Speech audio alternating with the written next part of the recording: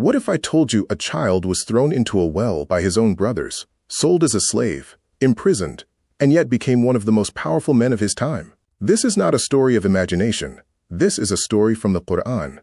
The story of patience, betrayal, and a plan written by Allah long before it happened. Today, we're going to experience the complete journey of Prophet Yusuf, from darkness to honor. Watch till the end, because this story will change the way you see your own struggles.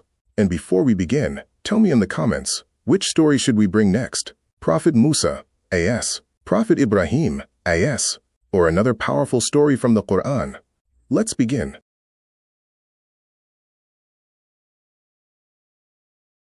In the quiet of the night, beneath a sky filled with endless stars, a story was about to begin. A story written not by man, but by Allah Himself. On that night, a young boy, Prophet Yusuf, saw something no one had seen before. A dream, powerful and full of meaning. He saw the stars shining brighter than ever, and among them, the moon and the sun, glowing with a light beyond this world. And then, something unbelievable happened. The stars, the sun, and the moon all bowed before him. A vision that carried a hidden future. Filled with wonder, he went to his father, Yaqub, the one he trusted the most. He listened carefully and understood immediately. This was no ordinary dream. This was a sign from Allah, a sign of something great to come. But with that understanding came a warning. My son, do not share this dream with your brothers, because not every heart can accept another's blessing. Because sometimes the people closest to you can become the source of your greatest test. And this dream was only the beginning. It didn't happen all at once. It started quietly. A look, a moment, a feeling they couldn't ignore. The brothers of Prophet Yusuf began to notice something that didn't sit well in their hearts.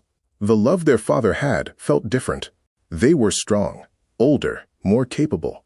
Yet in their eyes, they felt unseen, as if their presence no longer mattered the same way. And so they began to compare.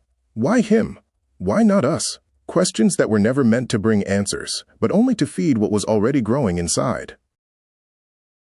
They said, surely Yusuf and his brother are more beloved to our father than us. And then they added, indeed, our father is in clear error, not because he was wrong, but because their hearts were no longer clear. And then a thought was spoken, a thought so dark, it should have never left the heart. Kill Yusuf. In that moment, jealousy had crossed into something far more dangerous. But one of them held back. He said, do not kill him. Throw him into a well instead. A plan that seemed less severe, but carried the same betrayal. So that some travelers may take him, they said. Then our father's attention will be only for us. This was never about justice. It was about being seen.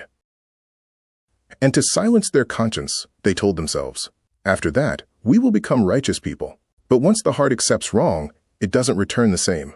And what they were about to do next would change everything forever.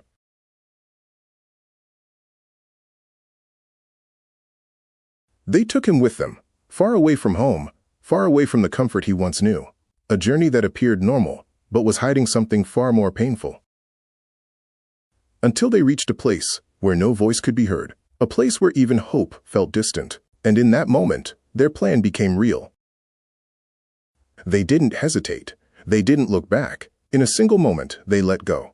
And with that, they let go of their own brother. He fell from light into darkness, from trust into betrayal, from the warmth of family into complete loneliness. Alone, in the depths of darkness. No voice to answer him, no hand to reach him. A child, abandoned by those he trusted the most. But even in that darkness, he was not alone. Because when al-Bashar leave, Allah remains. And Allah revealed to him a promise, that one day this moment would return in a way they could never imagine. What they thought was the end was only the beginning. Because when Allah plans, even the darkest suqut becomes the path to rise. Quote,